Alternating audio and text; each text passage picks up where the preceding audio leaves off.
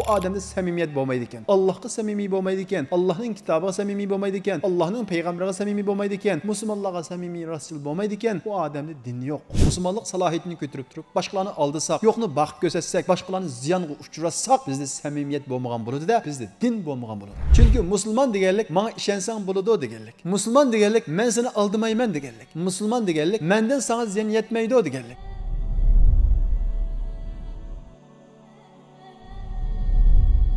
Samimiy bo'lish rostchilik bir musulmonga nisbatan u ijtimoiy axloqli emas. Balki musulmonga nisbatan samimiy bo'lish rostchilik uning dini, musulmonligining alomati, shundaqla iymonning ifodalanish shakli. Chunki payg'ambarimiz Muhammad alayhisalom hadisda ad-dinu nasiha, din demak nasihat demakdir deydi. Ya'ni din demak samimiyat demakdir deydi. Payg'ambarimiz Muhammad alayhisalomning sahobalari liman ya Rasululloh, kim uchun samimiy bo'lish Rasululloh deb so'radi. Payg'ambarimiz Muhammad alayhisalom lillahi va li kitabihi va li rasulihi va li a'immatil muslimin ammatihim. Allohga samimiy bo'lish, Allohning kitobiga samimiy bo'lish, Allohning elchisiga samimiy bo'lish, musulmonlarning imomlari, yo'l boshchilariga samimiy bo'lish va musulmonlarning hammasiga samimiy bo'lish mana bu din deydi. Demak bir odam men dinda, ya'ni islom dinda deb turib, u odamda samimiyat bo'lmaydi ekan. Allohga samimiy bo'lmaydi ekan, Allohning kitobiga samimiy bo'lmaydi ekan, Allohning payg'ambariga samimiy bo'lmaydi ekan, musulmonlarga samimiy rasul bo'lmaydi ekan, bu odamda din yo'q. Ondaqda Allohga samimiy bo'lish qanday bo'ladi? Allohga samimiy bo'lish deganimiz Alloh uchun qilgan bütün ishlarimizda nom, shuhrat, dunyo manfaati va uning boshqa har qanday bir maqsadni qo'shmay qilish Allohga samimiy bo'lish bo'ladi. Agar biz men Alloh uchun qildim deb qo'yib, masalan Alloh uchun zakot berdim deb qo'yib, bu orqali jamiyatdagi o'rnimizni ko'tarish, atrofimizga ahillarni yig'ish, bundaq bir maqsad bo'lib qolsa, biz Allohga samimiy bo'lmagan bo'lamiz. Esimizda bo'lsin, innalloha alimun bizatis sudur. Alloh ma qalbdagilarni biladi. Biz bilmaymiz, lekin Alloh biladi. Biz har namoz o'qigan vaqtimizda iyyaka na'budu. Sana ibodat qilamiz ey Alloh. Zakot berish orqali sana ibodat qilamiz. Yaxshilarni qilish orqali sana ibodat qilamiz. O'qish orqali sana ibodat qilamiz. Pul tepish orqali sana ibodat qilamiz. Bütün ishlarimizda faqat va faqat sana ibodat qilamiz deb qo'yib, ammo Allohga ibodat qilish bilan boshqa bir narsani qo'shimcha qilib olsak, biz bu gapimizda samimiy bo'lmagan bo'lamiz. Va shundaqla Allohga samimiy bo'lish Alloh taolo tarafdan kelgan bütün qazo qadar musibatlarga sabr qilish bilan bo'ladi. Chunki musulmon degan gap taslim bo'lg'uchi degan gap. Ya'ni Allohning sinoqlariga taslim bo'lg'uchi, Alloh taolo tarafdan kelgan har qanday bir musibatga, mayli iqtisodiy musibat bo'lsin, mayli jonga kelgan musibat bo'lsin, ey Alloh, bu mening irodamning sirtidagi ish. Bu sendin keldi. Inna lillah. Biz Allohningki va inna ilayhi rojiun. Biz Allohga qaytamiz deb mana shundaq sabr qila olsak, taqdirga rozi bo'la olsak, undan keyin biz Allohga samimiy bo'lgan bo'lamiz. Men musulmon, men taslim bo'lg'uchi degan bu so'zimizda rostchil bo'lgan bo'lamiz. Allohga samimiy bo'lish deganlik Allohning buyrug'i bizning nafsimizni to'ssin, nafsimizni to'smasin, yo'limizni assun, yo'limizni ossun va yoki yo'limizni atganda ko'rinsin. Ey Alloh, sen buyurdingmi? Sen buyurgan ishning tagida chuqur bir yaxshilik bor. Men ko'ranmagan bilan uningda bir yaxshilik bor deb taslim bo'lish mana bu Allohning kitobiga va Allohga samimiy bo'lish. Chunki biz o'zimizni musulmon deb qo'yib, ya'ni men Allohga taslim bo'lg'uchi deb qo'yib, Allohning buyruqlari ichida nafsimizga ig'ir kelmaganini qabul qilib, nafsimizga ig'ir kelganini bu jamiyatga mos kelmaydi va yoki har xil bahonalar bilan uni rad qilsak, biz men musulmon degan gapimizda samimiy bo'lmagan bo'lamiz. Shundaqla Allohga samimiy bo'lish, Allohning har vaqt bizni ko'rib turadiganligini bilib, shuning qarta ish harakat elib berish bu Allohga samimiy bo'lishdir. Alloh meni ko'rib turadi, ma gunohni qilsam ko'rib turadi, uning haqqini bilmadi, uqmadi deb yevasam Alloh meni ko'rib turadi deb uningdan yanalishimiz mana bu Allohga bo'lgan samimiy bo'lish. Uningdan boshqa Allohning payg'ambari bo'lgan Muhammad alayhisalomga samimiy bo'lish. Payg'ambarimiz Muhammad alayhisalom mening o'lgam, men Allohning payg'ambarini yaxshi ko'raman. Payg'ambarimiz Muhammad alayhisalomning hayot mizoni mening hayot mizonim degan gapimizda samimiy bo'lish. Ya'ni ish harakatlarimizda payg'ambarimiz Muhammad alayhisalomga o'xshash bo'lishga tirishish. Biz hozir o'zimizni Allohning payg'ambarining ummati deymiz. Ya'ni Muhammad alayhisalomni yaxshi ko'ramiz deymiz. O'zimizni samimiy so'rab baqaylik. Avlodlarimizdanki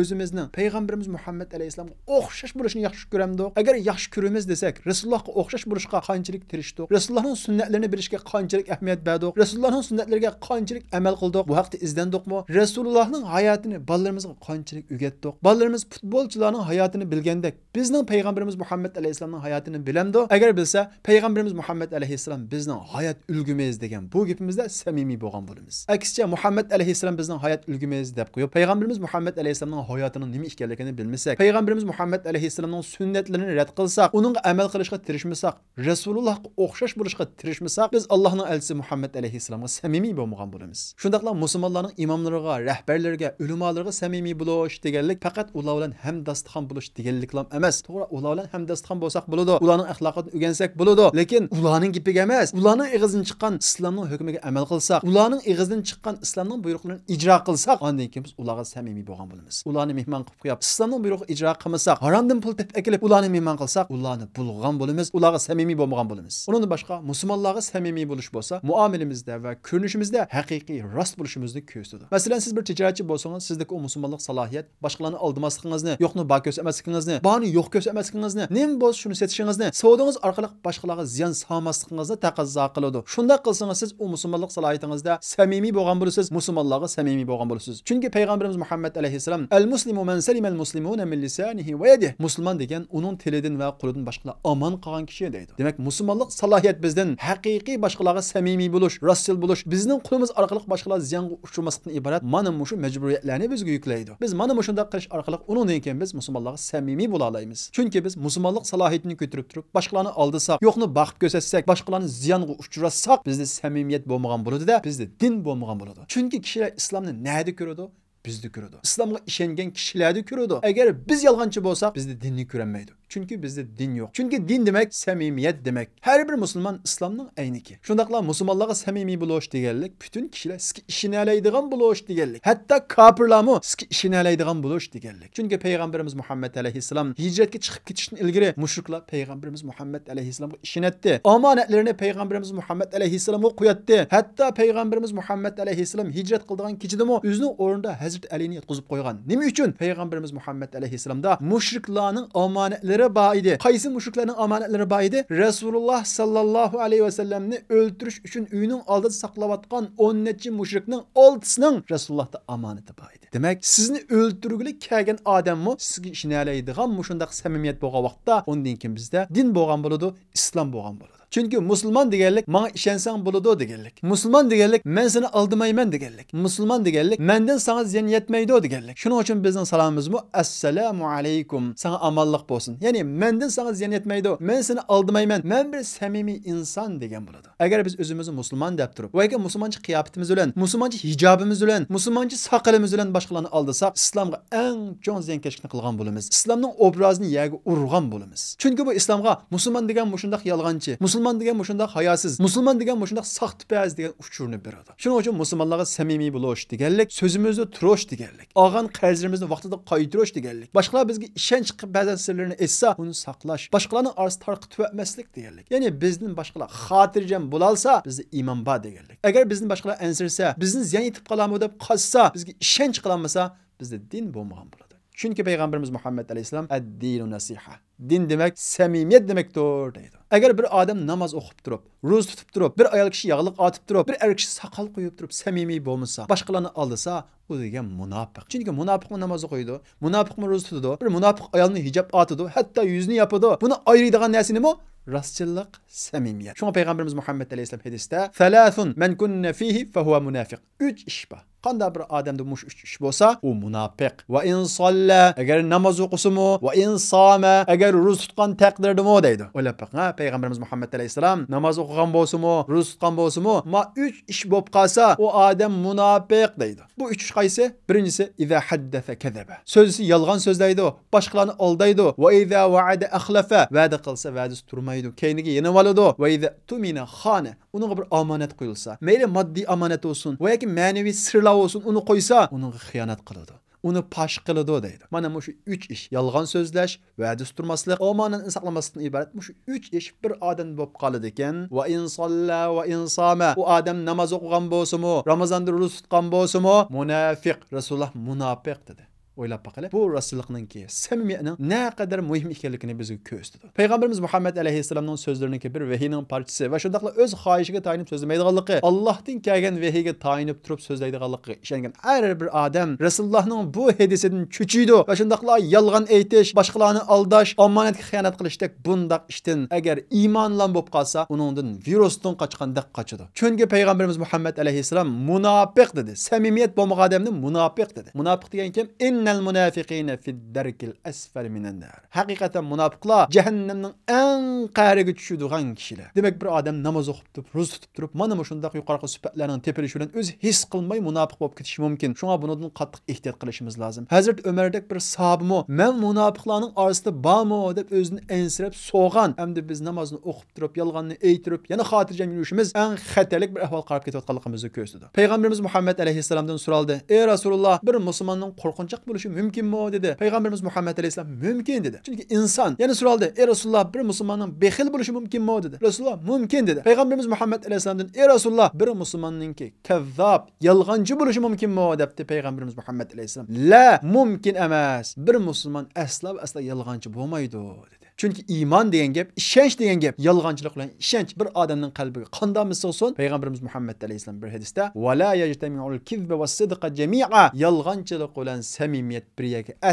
asla kelmaydi. Ya'ni iymondan iborat bu samimiyat bilan yolg'onchilik bir yerga kelmaydi deydi. Yolg'on aytib turib, boshqalarni aldab turib, o'zini musulmon deb aytganlar qarta, "Men g'ashshana falaysa minna." Qandaq bir odam bizni aldaydi ekan, yolg'on aytadi ekan, u bizdan emas deydi Payg'ambarimiz Muhammad alayhissalom. Biz boshqalarga yolg'on aytib turib, va'damizda turmay turib, omonatga xiyonat qilib turib, o'zimizni qanchalik musulmon deb olsaqmi, qiyomat kuni Payg'ambarimiz Muhammad alayhissalom "Ma adam mening ummatim emas" deyishi mumkin. Bu sababdan Alloh taolo Qur'on Karimda: "Ya ayyuhallazina amanu taqulloh." Ey Allohga ishongan kishilar, Allohdan qo'rqinglar. "Va kunu ma'as sodiqin." Allohdan qo'rqishning birinchi qadami va kunu ma'as sodiqin. Rastchillar bilan birga bo'lish, rastchillar qatoridan bo'lish. Hargizmi o'zini musulmondek ko'rsatib kishilarni aldaydigan, namoz o'qib turib boshqalarga yolg'on aytadigan, ro'za tutib turib boshqalarning haqqini yeb oladigan bundaq saxta pazlar bilan birga bo'lmanglar. Rastchillar bilan, samimiy insonlar bilan, o'zining e'tiqodiga uyg'un yashaydigan, o'zini aldamaydigan haqiqiy musulmonlar bilan birga bo'linglar deydi. Shuning uchun qiyomatda bizga asqatadiganimi bizning samimiyatimiz. Yawma yanfa'u sodiqina sidquhum. U kunda rastchillarning rastchillik bilan asqatadi. Ya'ni samimiy bo'lganlik bilan ularni o qiyomat kunidagi dahshatdan qutuldiradi deydi. Ma hayotda kishilarni aldab o'tib ketarishimiz mumkin. Ammo Allohni aldamaymiz. Shuning uchun kishilarni aldamaylik. Samimiy bo'laylik. Eng muhimi o'zimizga. Ya'ni iymonimizga samimiy bo'laylik. Allohga samimiy bo'laylik. Nurg'un kishilarga samimiy bo'lishi mumkin, ammo o'zini aldaydi.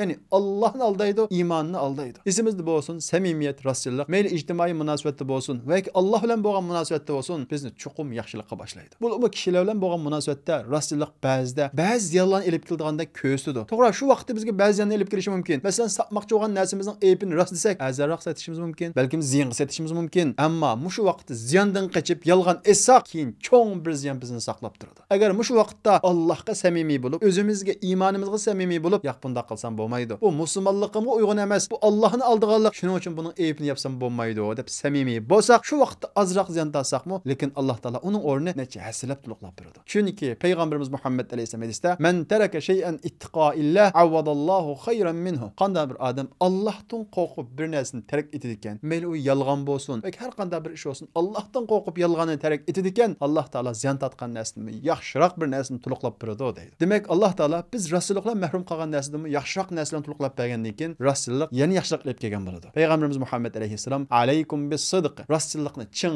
lozim tutinglar. Fa inna sidqa yahdi ilal birr. Chunki rostchilik yaxshilikqa boshlaydi. Va innal birra yahdi ilal janna. Yaxshilik bo'lsa jannatga boshlaydi deydi. Shundaqla bu shaydasin davomida Payg'ambarimiz Muhammad alayhissalom: "Va ma yazalur rajul yasduqu va yataharras sidqa hatta yuktabu indallohi siddiqa." Bir odam davomli rost etsa, rostchil bo'lsa, samimiy bo'lsa, rostchilikni izlasa, u Allohning qashida oxirgi vaqtda siddiq degan bu martabaga erishadi deydi. Siddiqlar kim? Qiyomat kuni payg'ambarlar bilan, shahidlar bilan o'xshash maqomda bo'lgan kishilar. Samimiy rostchil tijoratchimi mana shu payg'ambarlar bilan, siddiqlar bilan va shahidlar bilan o'xshash maqomda, ya'ni bir maqomda bo'ladi. Bu vaqt Payg'ambarimiz Muhammad alayhissalom: "At-tajirus saduqul amin ma'an nabiyyin va siddiqin va shuhada."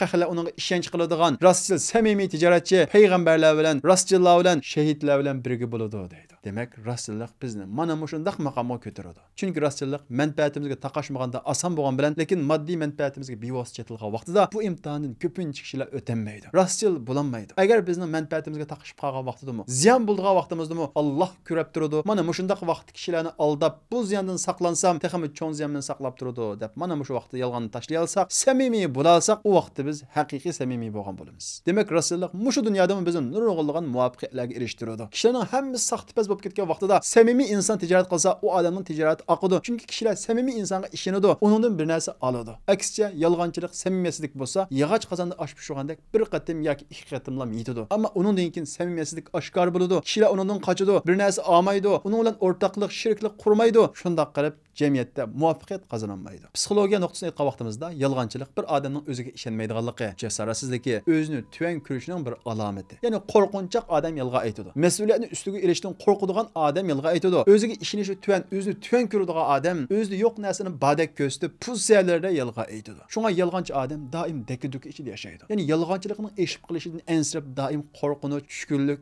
endish ichida yashaydi. Shunga payg'ambarimiz Muhammad alayhisalom fa inna sidqat qamaniya, rasululloh bo'lsa u xotirjamlik. U huzur va innal kibba riba, yolg'onchilik bo'lsa u bir shak, u bir davolg'ush, u bir tushkunlik deydi. Demak, rostlik ruhiy jihatdan aytmoqdimizmi? Sog'lom kishilik yetilishda intayin muhim. Saxtipaz odam, o'zida yo'q narsani badak ko'rsatadigan odam, o'zi bayamas turib baydak ko'rinadigan odam, o'zi bilimlik bo'lmay turib bilimlikdek ko'rinadigan bundaq saxtipaz yolg'onchi insonlar bo'lsa, doim davolg'ush ishida, kishilik xarakteri davolg'ib, mana shunday tushkunlik, qo'rqinchoqlik, endishi ichida yashaydi. Qilmagan ish bilan maqtanib, yo'q narsani badak ko'rsatib kishilarni aldab, ma hayotda o'tib ketalishi mumkin. Ammo Allohning oldiga borgan vaqtda rasvo bo'ladi. Bu haqda Alloh taolo Qur'on Karimda la tahsabannallazina yafrahuna bima ataw wa yuhibbuna an yuhmadu bima lam yaf'alu fala tahsabannahum bimafazatin min al'azab. Ey Muhammad, yaman ishlar bilan xushal bo'ladigan, shundaqla qilmagan ishlarni qilganda ko'rsatib maqtanishni yaxshi ko'radigan kishilarni hargizmi Allohning azobidan qutulib qoladi deb o'ylamag'in. Ular Allohning azobini tetiydi deydi. Shuning uchun asla va asla qilmagan ishimizni qilgandek, asla o'zimiz bo'lmagandek ko'rinishimizni saqlashimiz kerak. Chunki bu ruhiy jihatdagi, shundaqla kishilik jihatdagi yolg'onchilik qatoriga kiradi. Bu xil yolg'onchilikmi odamni har xil gunohlarga, yomon ishlarga so'raydi. Shunga payg'ambarimiz Muhammad alayhisalom fa innal kizba yahdi ilal fujur, yolg'onchilik odamni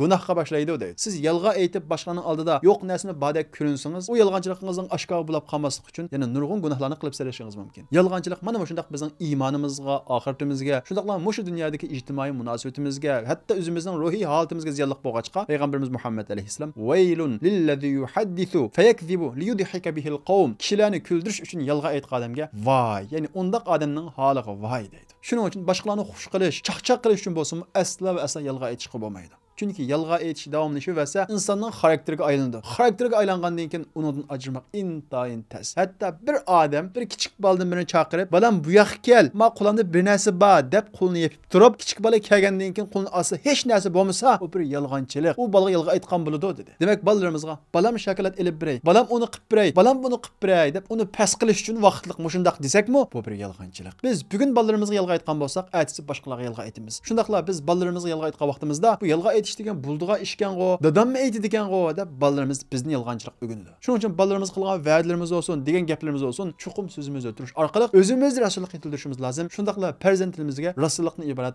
bu ibodatni singdirishimiz lozim. Asla va asla ularni aldab, yolg'onchilikdan iborat bu qabih gunohni ularga normal his qildirishni qattiq saqlanishimiz kerak. Undaqda bu yolg'onchilikdan iborat bizning iymonimizning butunlay ziddi bo'lgan bu illatdan qanday qutulamiz? Birinchidan yolg'onchilikning ziyni bilishimiz kerak. Ya'ni iymonimizning dushman ekanligini bilishimiz kerak. Dunyoda bizni nurg'ulgan narsalardan mahrum qo'ydiganligi. Ya'ni biz yuqorida o'tgandek ijtimoiy munosabatdan, dunyodagi muvaffaqiyatdan va shundaqla ruhiy jihatda bizni tushkunlikka, o'zini tuvan ko'rishga, dakkudukida yashashdan iborat mana shundaq ruhiy kasalliklarga mubtalo qiladigan bir illat ekanligini bilishimiz lozim. Va shundaqla oxirat jihatda bizni ig'ir oqibat qo'ydiganligi, qiyomatda pushaymon va nadomat qo'ydiganligini esimizdan chiqarmasligimiz kerak. Ondan keyin biz haqiqiy o'zimizda samimiyat, rasululloh yetildirish uchun har vaqt Allohning bizni ko'rib turadiganligi, biz boshqani oldiga vaqtimizda Allohga samimiy bo'lmaganligimizni esimizda har vaqt hozir qilishimiz kerak. Ikkinchidan Allah subhanahu va taoladan Allohumma nas'aluka sidqa fil qawli wal amal. Ey Allah, so'zda va amalda sharkatda sendan rasululloh so'rayman deb Allohga duo qilishimiz kerak va har vaqt rasul bo'lishga o'zimizga bir iroda bog'lashimiz kerak. Uchinchisi,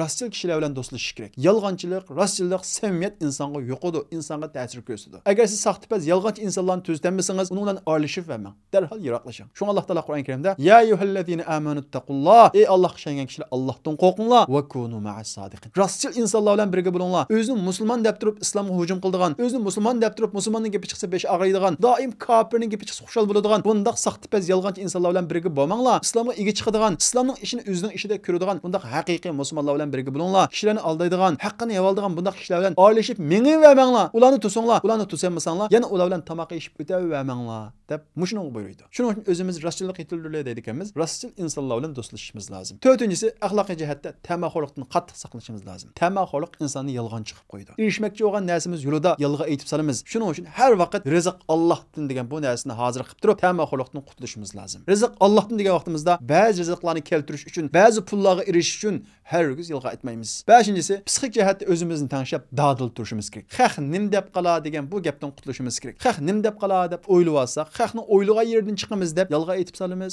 yolg'on muomala qilib solamiz, yolg'on pulsiyada bo'lamiz, yolg'on ko'rinishlarda bo'lib qolamiz. Shuning uchun har vaqt dadil bo'lishimiz kerak, o'zimizga ishonishimiz kerak. O'zimizga ishonishning birinchi yo'li rostchil bo'lish. 6-inchisi, anglagan gap so'zlarning hammani so'zlashdan saqlanish. Payg'ambarimiz Muhammad alayhisalom bir odamning yolg'onchiligi yetarlikki, u odamning anglagan gaplarining hammani so'zlashi deydi. Ya'ni bir odamning anglagan gaplarining hammani so'zlashi u odamni yolg'onchi qilib tashlaydi deydi. Shuning uchun anglagan gaplarning hammani so'zlamay, uni tekshirib, deyishga ehtiyojli bo'lganlarini so'zlang, bo'lmasa anglang, sukut qiling. 7-inchisi, mas'uliyatdan qochma. Mas'uliyatdan qochish, mas'uliyatsizlik bizni yolg'onchi qilib qo'ydi. Masalan, boshqalarning bir narsa qilib qo'ygan bo'lsak, mas'uliyat keladi. Mas'uliyat kelgan bo'lsa, eling. Ko'taralguningiz eling. Fattaqulloha mastata'tum. Alloh taolo ko'tarmaydigan ishlarni bizga zo'rlamaydi. Ammo u mas'uliyatdan qo'rqib yolg'on aytmang. Boshqa bir yerda tutilib qolasiz. Boshqa yerda tutilmagan taqdirda Allohning oldida tutilasiz. Shuning uchun har vaqt rostchilik izlaylikki, iymonimiz saqlansin, iymonimiz muhofaza qilinsin.